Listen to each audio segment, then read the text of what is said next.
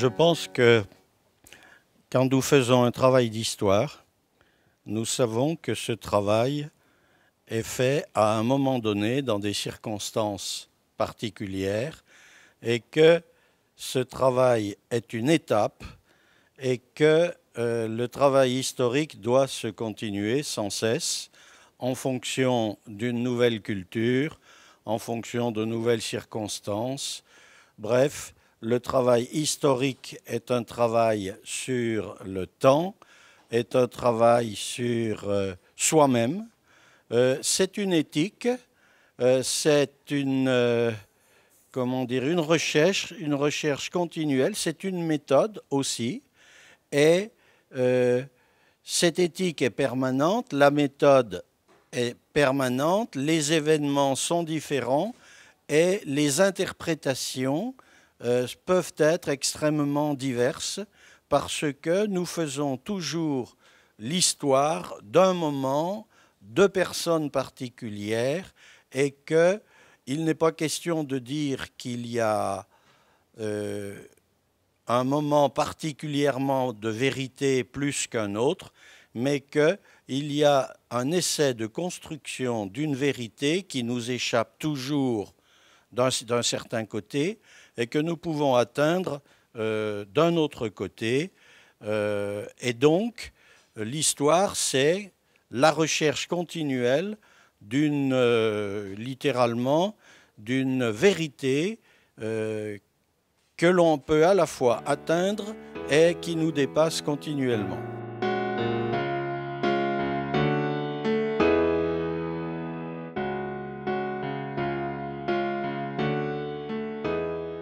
Once we've answered that question and once we have a sense of who tomorrow's Marists are, then those people can tap into our spiritual intuitions that have been built up over 2 centuries. And there's so much richness in that. And as each decade goes past, we discover more of that richness, of that depth, of what it means to be Marist, what it means to form Marist community, what it means to follow Jesus in a Marist way. But the people of the 3rd Marist century will be living in a church that's very different from the church of Marcelin, very different indeed from the church of the 20th century. And they need to find their place in that church, to be a community, a spiritual family in that church, and have structures that support their discipleship, that have ways of formation that support their discipleship, have fields of mission that suit who they are as Marists.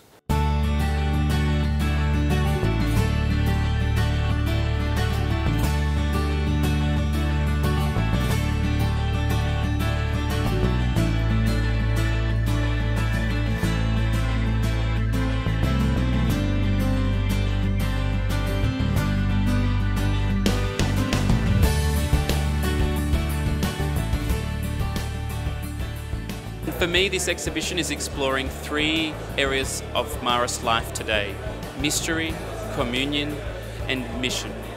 So by me visiting 19 countries and photographing brothers over a period of 2 years, I've tried to capture elements of mystery, moments of brothers in community, and also the different ways they are living out their mission.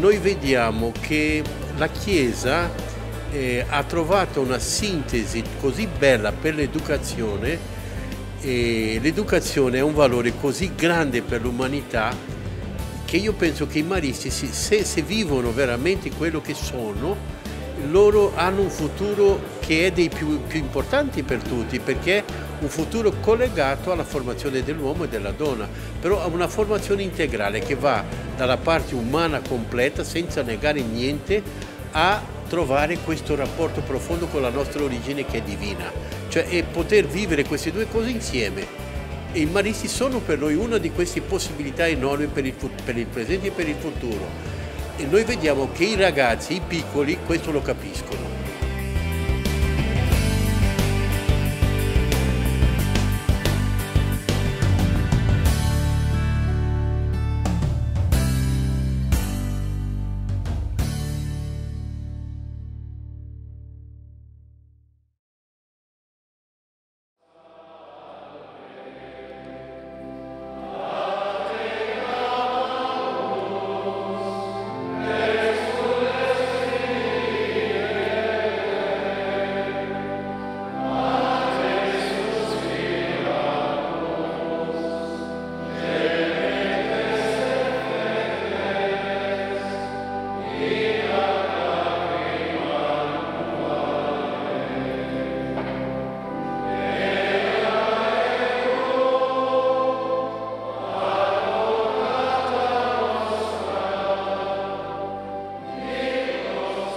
C'è un qualche cosa che attrae le persone e oggi siamo in difficoltà per questo, perché tante volte abbiamo trovato difficoltà anche nell'attrazione delle vocazioni, della nostra testimonianza.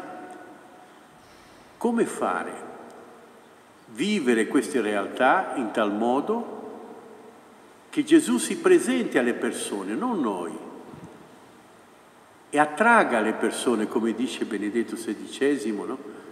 Il Vangelo si propaga non per imposizione ma per attrazione. È questo, l'attrazione di un amore vissuto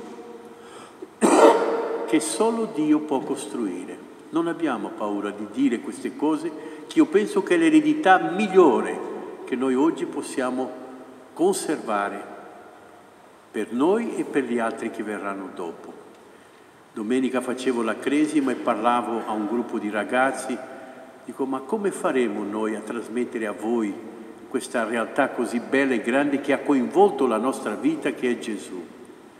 Volevamo dire a voi: guardate le nostre esperienze, guardate la nostra gioia, però non sempre è così, noi alle volte non diamo questa testimonianza come deve essere data.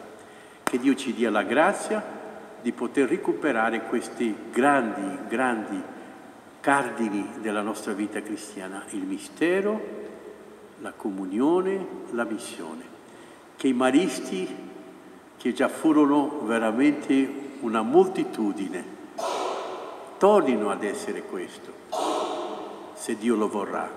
Adesso con una realtà ancora più bella, che è quella di tutte le vocazioni insieme, di tutta l'opera marista insieme, senza perdere questa bellissima missione collegata ai bambini, collegata ai giovani, collegata al Vangelo trasmesso con novità e accolto con novità dalle persone nello spirito di Champagnat. Amen.